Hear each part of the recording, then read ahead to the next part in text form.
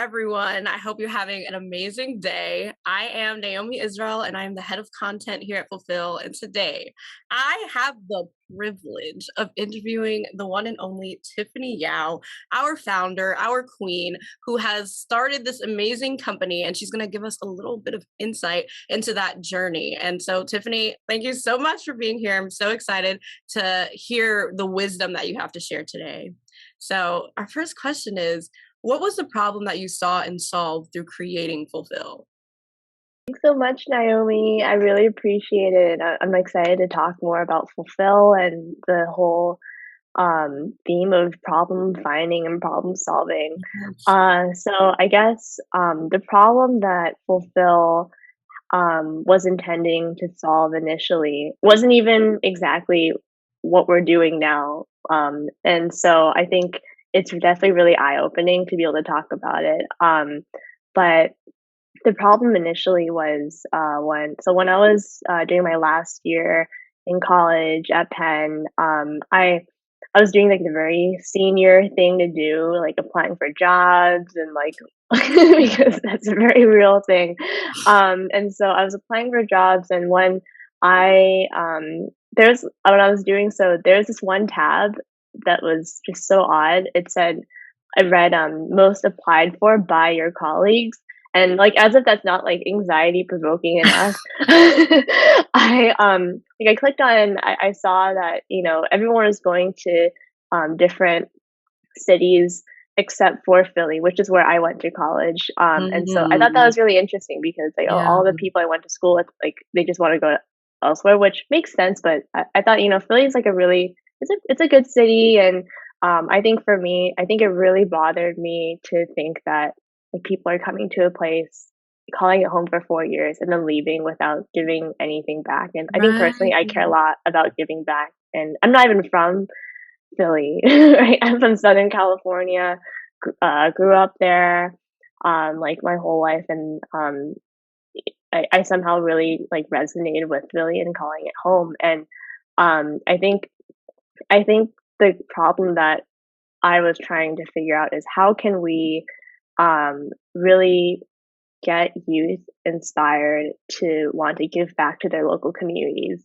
Because I think it just really begins with that and understanding, how youth and people in general can feel more invested in that. And so that was kind of how Fulfill came about. So at the moment, we don't work with college students, but instead, we saw that it was a bigger opportunity with high school students, um, which led us to basically empowering youth to develop this social entrepreneurial mindset, uh, to be able to excel in their own career paths and make an impact in their local communities. So, so yeah, that's kind of, I guess, how it started, but also that was a problem that we initially were intending to solve. And that's kind of how we changed a little bit over time. And the social entrepreneurial mindset part too, like that's so important because like we're not trying to make a bunch of entrepreneurs. Like Yeah. I think, everyone has a different stance on entrepreneurship, right? But um the idea of entrepreneurship is like being a self-starter, hustler, problem solver, opportunity seeker. Like that's a really important skill to have in life Yeah. to help you succeed. But then to do it in like a social impact way, a social entrepreneurially minded way, it's so important because like we want to develop good people in this world, right? And I think that also Right. influences a lot of like how we hire. I think the biggest thing is like we always talk about, like everyone always asks like, oh, how do you hire at Fulfill? Like, what do you need to look for? What degree, what skill sets and requirements does this job have? And it's like at the very core of it, it's like you have to be a good person, like just genuinely a good person. So, like we want to be able to build good people who are inspired to make some type of difference in their future careers. To me, that's so good. And I can attest to especially our team being full of good people. And I love hearing you tell that story because every time I'm just reminded of my first econ class at NYU.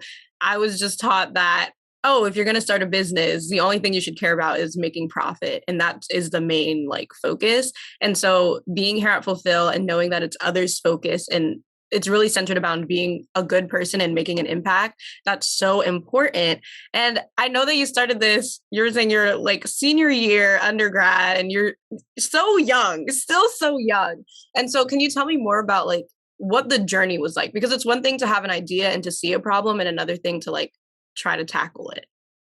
For sure, for sure. Honestly, it was a really hard problem to solve, to, like, really go about, because just, like, how do you do that? Then, like, most people don't even know what social entrepreneurship is. Like, I think Yeah. oftentimes, like, even most people and, like, most students too, initially, they'll think, like, social entrepreneurship is, like, social media or networking What? for entrepreneurship, which is, like, a Social very entre- digitally but it's true, it's like a very Yeah. digital age Yes. thing. Um, but yeah, I think, but it's very natural to think that, like, considering, like, how people grew up, like, with more technology than Yeah. we did, because I guess, like, we're old compared to the students, right? But, um, I guess, like, no, it was hard because I think one, like, on the personal side, like, I was in my last year of college, and like, I think a big reason for why I was like, I'm gonna start something was because I literally, I had a hard time finding a job. I was like, I don't know what on earth I'm gonna do, but I'm like, maybe I'll make my own job. And I had an extra year of school also. Ended Mm. up doing my master's right after it too. So I was like, oh, maybe the master's is in nonprofit leadership too, so I was like, "Oh, maybe, like, I'll start something and, like, make it, like, a really hands-on learning experience, but, like, try to really make something out of it." And luckily, like, things turned out okay, but so that was the personal side, but, like, on the problem side of things of, like, what is this problem that I'm seeing? It's college students leaving for what seems to be almost every other city and, like, the problem of talent retention. Um, Mm. so Yeah. at first, we did a ton of things with different colleges, and, like, it spread really well.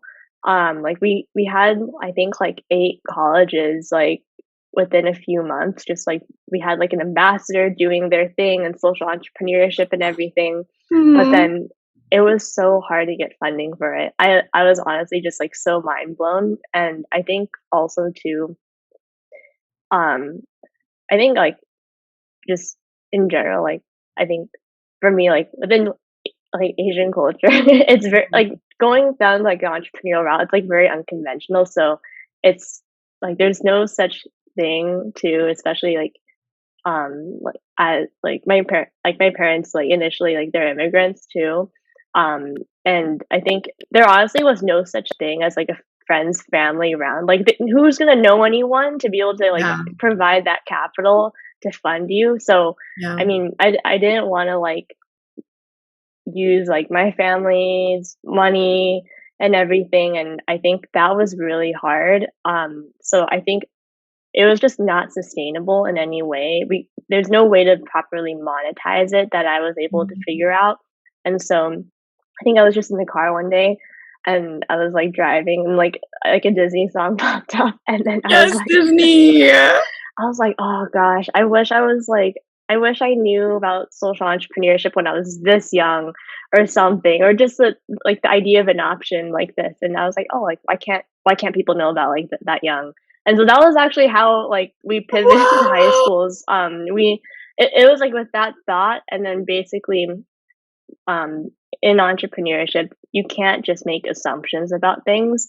You have to really prove it out, test it out. Like, you gotta be really data driven. Yeah. So, basically, I put out a ton of surveys to, like, different high schools in the area, and it turned out that, like, I think the stat was, like, 60 over 65% of students, like, want to start something, but, like, over 70% don't have access to, like, any curriculum or Yeah. any idea of how to do so, any resource. And, like, that's huge. That's really big, so Yeah. it was at least, like, a big enough stat to kinda go off of to, like, figure out a way to be able to create content that students have access to. And so, yeah, that was kind of how it went, but, um, it was a lot to kind of change directions after, like, 8 months or so, because it was like, well, this is like the majority of the year I spent doing this, and I Yeah. could either give up or keep going and do something else. So that was kind of how it was like. But I think for whatever problem that you're trying to solve, there's always many different solutions you can choose. Like maybe there's a different solution probably could have done to have made like college students work too. Like who knows? But Mm. I think, um, yeah. So it really depends. Yeah, and I love how like even though that was must have been like such a hard shift because you were so focused on like college students for so long, like I'm glad that you gave yourself that like flexibility to be like, oh, actually, I think this is where I want to go. Let me try this out and see where it goes. And not just like, oh, well, I'm here, so I have to stay here. And also, your story is so beautiful and just like so many people can relate to that. It's so easy to see these other people who have like resources just from being born into a certain family or certain neighborhood. And so, you being able to just like start this when you kind of don't have people that you can be like, oh, hey, can I have my small loan of $1 million, please? You know? So, I just think that's so like admirable and inspirational. And I know you're like older now and you've been doing this for a couple of years and like doing so much better than you were at the beginning. So like now like when you look back, like is there something that you would have done differently to try to solve this problem or tackle it?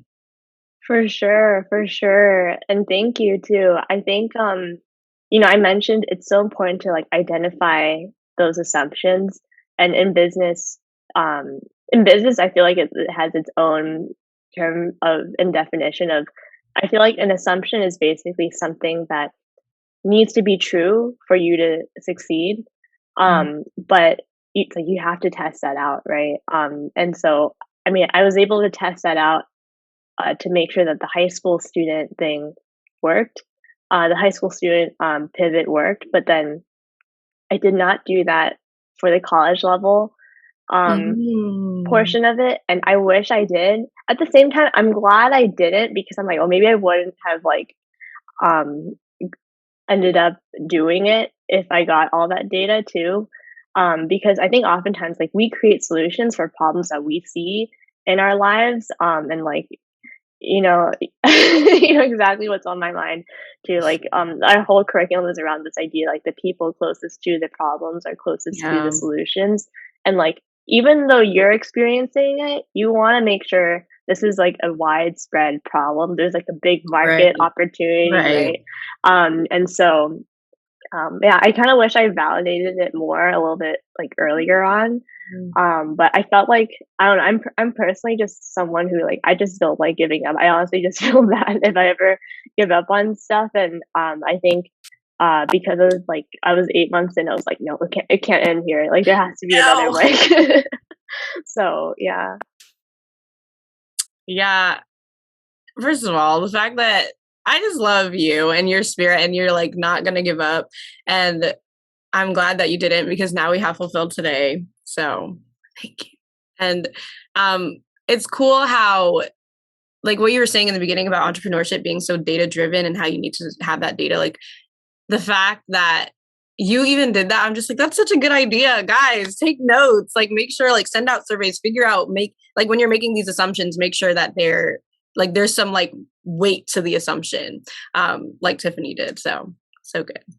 And so our next question is, where do most of your problems arise from? In other words, what is often the root cause? Ooh, tell us about that root cause.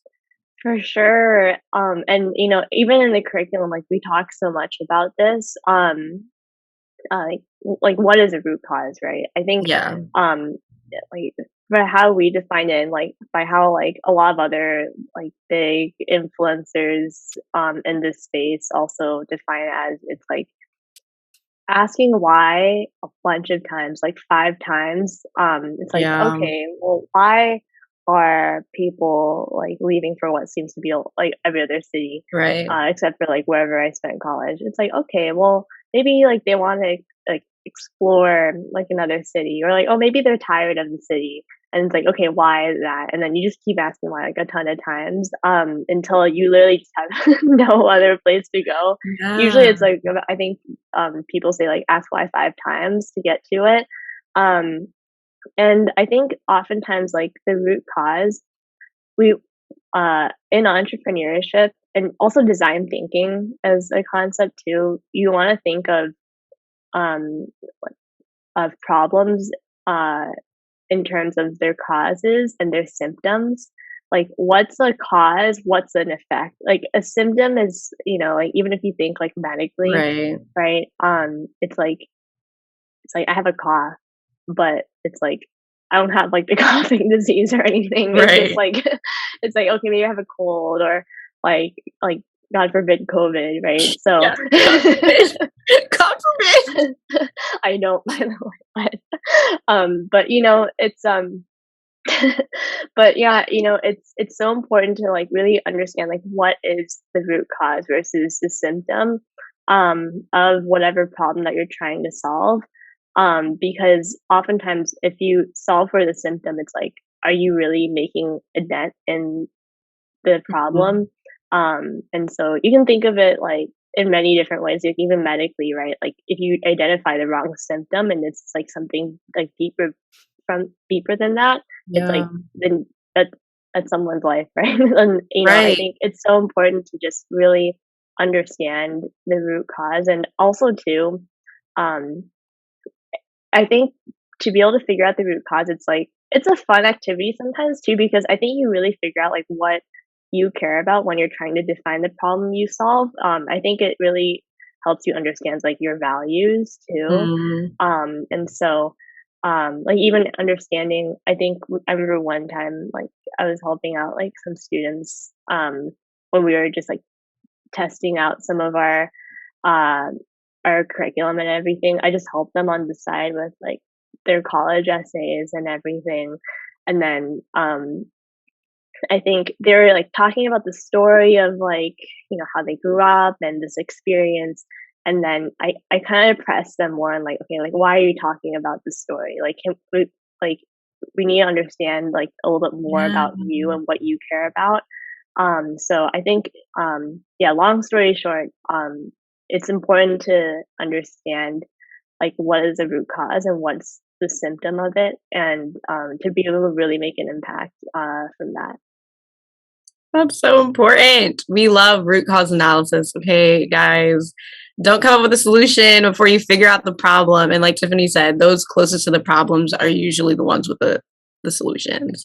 And so to continue on this conversation, like, would you say was there a general solution to that root problem? That's a really good question. Um, I think honestly, there's many different solutions that could have been made, right? I think um, for us, it was like social entrepreneurship, or like I guess now like a social entrepreneurial mindset for high school students. That could have been for college students. Mm, That could have been for middle school students. It could have totally been like a different topic. We could have created curriculum for like every subject of like we could have had like social yeah. impact math or something. I don't know how that would look like, but it's like Sally, um, like started 10 companies that did X, Y, Z to change the world instead of like buying like 10 watermelons at the grocery store. You love So the watermelon question. right? It's like it's so important to at least like bring in that perspective. Yeah. I think however you do it, I think like there's definitely many ways to go about it, but I think the key outcomes are definitely aligned in whatever solution that um you're trying to create. And I feel like even for the solutions that like our students too, for you guys who are um uh, trying to solve a problem and thinking of a few different ways to solve it. Like I think there's no right solution at the end of the day. And I feel like this is like such a cliche thing about life too. It's like there's no right path. The right path is like what you do and what you take, right? So, Ah! so I think honestly, it really is just so important to just pick something, go with it, but make sure you validate it beforehand, Mm, because it'll just save you time too. And then you have the data points too. It's like, oh, I did research on this, and it turns out it's like yeah, that's much more credible than saying, oh, like this is an experience that I went through, right. and I assume that Yeah. a lot of people went through this too. So yeah. Yeah, and so I know that you've been giving us like a lot of tips on like especially like being data driven and making sure that you're validating the assumptions that you're making and the problems like you're finding your why. Are there any more steps that you would say that you would give to students who have ideas and see problems and they're just not sure like how to start solving them? Like what steps would you recommend? For sure. So yeah, there's so many things you can do, but at the same time, I feel like sometimes when we solve like really big problems, it's very overwhelming too. Mhm. So I think sometimes like the problems just like they're so big, like it's like I want to solve homelessness. How do I solve homelessness? Like I Yeah, don't know. You could do a bunch of different things, right? right. And so I mean, I think one thing definitely is consider like practicality. Like I think with entrepreneurship, there's definitely a lot of optimism, but also like be a realist in some ways and understand Mhm, like what resources do you actually have readily available to like actually make it easier for you mhm, to be able to start something. So I don't know, like if you happen to have like intense knowledge on something really specific, right. just because like maybe you geek out about it, or like maybe someone in your family does this, or like some like a certain type of occupation. Like you can start there with like what you have, and I think so much of entrepreneurship is like literally just being resourceful and like being scrappy. So I think kind of just observing what you have readily available, like in your I guess arsenal, right? To be able to like really like get at that problem. Um, Besides that though, I mean I know I mentioned this already, but like I think make sure you really actually care about the problem that you're trying to solve. I think for Please. me, like I think what definitely kept me in after like even the 8 months of working on Fulfill, before that pivot too, is like I actually just really cared about the problem too. I think like for me, social entrepreneurship was a concept that I think really changed my own perspective on a lot of different things, and even helped me believe in like my own capacity to like make a difference. And like I think that was, I feel like that's something that honestly, when you're able to realize the difference you can make, that's honestly very life changing. Mm, And like it definitely was for me, and so I think that was kind of like my why and like my sense of purpose for wanting to like solve this problem with social entrepreneurship that I saw. So it's like you definitely need to have some attachment to it, or else like it's easy to give up on the problem too if you don't feel compelled enough to. So definitely like solve something that you care about, because you're gonna spend a lot of time, like a lot of time on it. So yeah. yeah. Yeah, and I also wanted to like mention or you can talk more into this. Like you started this company when you were 21. And I know we're saying like make sure that you use the resources that you do have, but that doesn't mean that you need to have like everything figured out before you start or anything. Like Tiffany did not start like that. Like can you tell us more about that and how like when you started it wasn't like, "Oh, I know everything that I need to do," and like, oh, "Okay, I got all this stuff together and then I started." Like it wasn't like that at all. Can you like talk more about that because I feel like that's a very big misconception. It's like, oh, I can't start until I have all of these boxes checked off. And it's like, no, you can start even when you kind of don't even know what you're doing. For sure, for sure. I feel like I have like two responses to this. And like I think the first one is like definitely just do it. Like if you don't do it, you're not gonna know. Nike. um yeah, there's another section in the curriculum about Nike too. But then um but I mean honestly it's like you're not gonna know unless you try, and it's a cliche thing, I guess, but I mean honestly it's so true. Like you could literally be imagine planning a whole business for a year and not actually doing anything about it, and then actually executing it like 1 year after, and it's like, oh well, this didn't work. Like for us, like I just sent out emails to different schools and asked if they were interested in something along these lines, and like we're trying to create something that could kind of create this type of impact that we were explaining, and like that was validating, right? But I think definitely just start do something, because like everything that you do is validation to that assumption, right? So Right. it's like even the universities, like they saw like, oh, there's a need for this, but it was just on the other side, it was just hard to monetize it for Mm. our side. But on the other end too, I think so. I didn't even mention this, but I usually mention it really early on. Like, I don't have a traditional business background. I studied sociology in undergrad, and some people might be like, "What is that?" It's like basically the study of society, and like how society influences people and how people influence society. But I think through it, I definitely understood like, oh, these are the root causes for a lot of different problems out there, and I learned that like everything's just there's no black or white; it's always gray in terms of like these world issues and everything. But I mean, with that, I did not know like I did not know anything about entrepreneurship necessarily.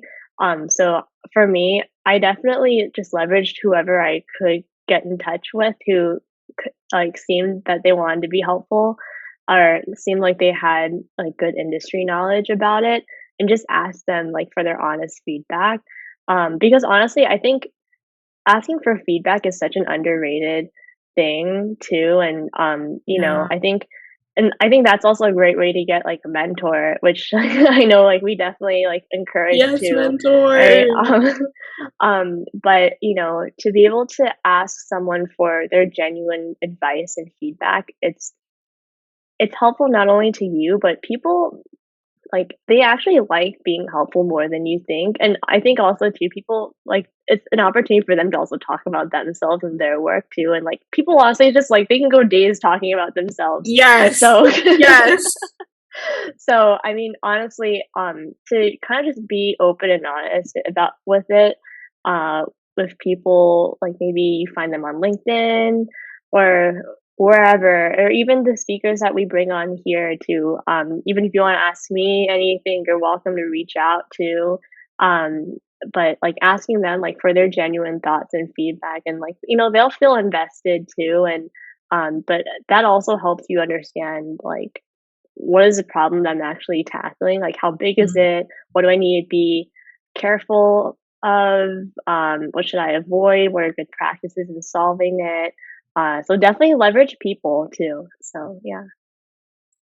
That's so good. Definitely, like, don't make that fall on deaf ears. Like, reaching out to people, like, the reason that I'm even here at Fulfilled today is because I messaged Tiffany on LinkedIn one day to have a conversation, a short 15-minute Zoom call, and then my life was forever changed, and here we are today. And so, when we say, like, reach out to people, like, actually do that. That helps so much. Like Tiffany is saying, people really do love to talk about themselves. They love to help because they've been through this journey. And so, what a great opportunity for them to make your journey a little bit easier because they might have fallen a couple times, you know?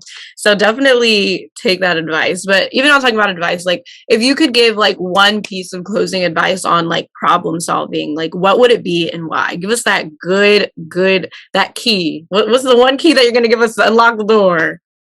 For sure, for sure. And before even answering this question, just to add on to like what we talked about in the last question too, don't just reach out to one person, and if they don't reply, like give up.